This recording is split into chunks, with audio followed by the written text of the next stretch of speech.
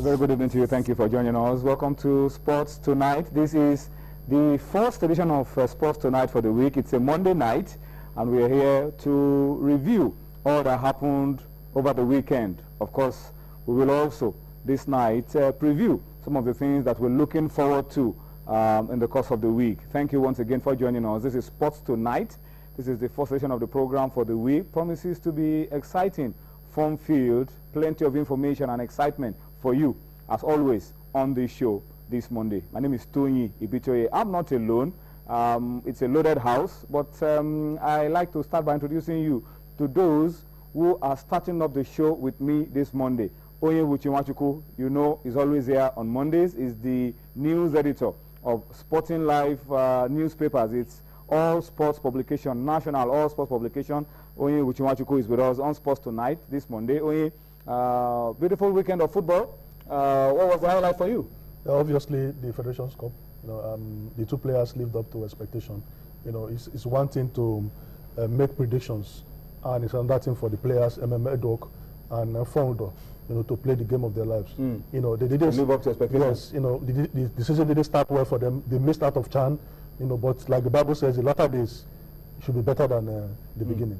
All right, that's Pastor Onye. That's Pastor Onye, who is going biblical. We have to go biblical a lot of times these days. Tunde Koike is also on the show tonight. Today, good to have you on Sports. Now, I know you were there yesterday as well. Federation Cup final, beautiful game of football. Yeah. Those two boys live up to expectation. But outside of the Federation Cup, the women also played, and we also had Liverpool tasting defeat, Arsenal tasting defeat. What was the highlight of the weekend for you? Federations Cup. because I was there like the truth. If it is the Eagles now, you know how to predict that the Eagles will struggle and I will not do well. What is happening to Liverpool now? Cannot talk. Even soothsayers have their bad days. That is the truth. But as for Liverpool's case, it's I don't know. It's a myriad. It's a myriad of so many problems. A lot of things are not going right. Loss of confidence, no goal scorers. A lot of new players haven't bedded in. Coach who is obstinate in his tactics. So there's so much going on, and I'm sure Brendan Rodgers is definitely fearing for his job right now. But back to the Federation Cup, was a really good game. All the players that we expected to play the game of their lives. Some players also like Emeka Nwana, one of the most highly rated players on the Nigerian domestic scene. The first $1 million player. First $1 million player finally won his first Federation Cup title. A lot of people don't know that he's won everything. He's won two. He's won two. He's not won the Federation Cup. Was it last year? No, he wasn't. Was it? No, it wasn't with Denimba last year. Okay. No. He said he just won he just returned this season. His first Federation Cup title. He has won everything. Wow. Cup, Champions League, African Super Cup, league titles are plenty. Now he's having the Federation Cup to eat. And I asked him, so what next for you? You've won everything now. He said he probably 1 or 2 years in Asia to make more money. Make the money. And I asked him, okay, after that, probably you want to be a coach. He said, no, my brother, import and export business. He knows coaching in Nigeria is not coaching anywhere in the world, really. It's a high pressure job. So he doesn't want any of that. But let's ask you, what has been the highlight of the week for you, of the weekend for you, and what are you looking forward to this new week? We want you to talk to us via feedback. Let's hear from you. Let's know what you think, and let's make this as interactive, as open, as interesting as possible. What has been what was the highlight of the weekend for you? Arsenal fans, Liverpool fans, Manchester United fans. Don't forget that Tuesday, Wednesday, action resumes, returns to Europe, UEFA Champions League. So what are you also looking forward to this new week? A lot happened over the weekend in Nigeria. The Nigerian Football Federation had their annual general assembly. We'll talk about it in a bit. The Players Union, APFON, the only Players Union recognized by the NFF, also had their annual general assembly this morning in Lagos. We'll talk about all of that in the course of the show. But you talk to us. Let us know what you feel was the highlight of the weekend for you, and what are you looking forward to this new week. We will spend quality time to read your feedback as we go on Sports Tonight this Monday. All right, but gentlemen, before we come to talk domestic football, domestic sports, and all the other issues, let's just quickly look into 2 years from now. and begin the build up to Brazil 2016. 2014 was Brazil, 2014 was the World Cup. Well, people will feel that Nigeria had potentials to do better than we did, but the fact of the case is that we did well enough to move into the second round. But we're already looking at 2016. And mascots for Brazil 2016 Olympics and Paralympic Games were unveiled for the first time today. Yeah, they've been unveiled. As you can see, the one on your left is a cat, a yellow cat.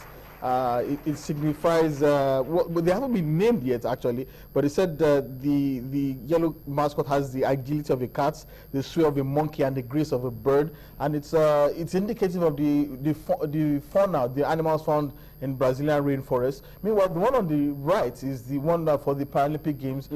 Is a fusion of all the plants found in the Brazilian forest. A poll that has been put in place to decide the names of these two mascots. We have names like Oba and Eba, Tiba, Tuke, and Esquidim, or Vinicius and Tom. So the public in Brazil are required to vote and come up with the names for these two mascots. But at least now we know that the people of Brazil are getting ready for the Rio Olympics and Paralympics. Hopefully it will be better planned and on time than the Brazil 2014. You can see the downtown Rio. The favelas of Rio, the slums of Rio. Yeah, the slums. I mean, this brings back memories of what we saw when we went there for Brazil 2014.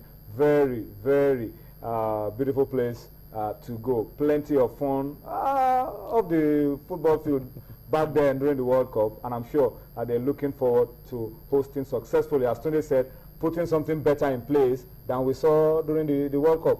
Yeah, they have 2 more years to get knocked into shape. And I think what they're trying to achieve is to avoid the pitfalls of the past, where a lot of things were criticized by the Brazilian people. Now they have a choice of even contributing to naming the mascots. So they wouldn't get involved. They are going to get involved. I think they will pick one from all the nominations from the Brazilian people. So I think this will also generate awareness for the game. So I think it's a good one.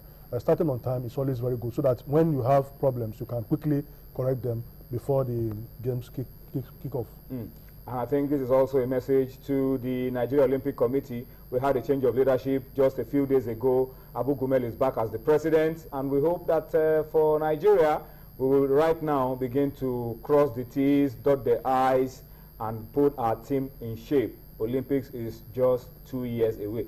Actually, less than 2 years away. And remember, Mr. President, Goodluck Jonathan gave a prediction that we should go to these Olympics and get how many gold medals? Guys, do you remember? 5? No, I think 10. 10. I think it was 10. Is it 10? I think it was 10 gold 10 gold medals? 10? 10? Is this still standing realistic? Yeah. That we'll get 10 gold medals in Rio. Anyway, talk to us about it. How do we make that happen? We'll probably just go and steal some of these gold medals.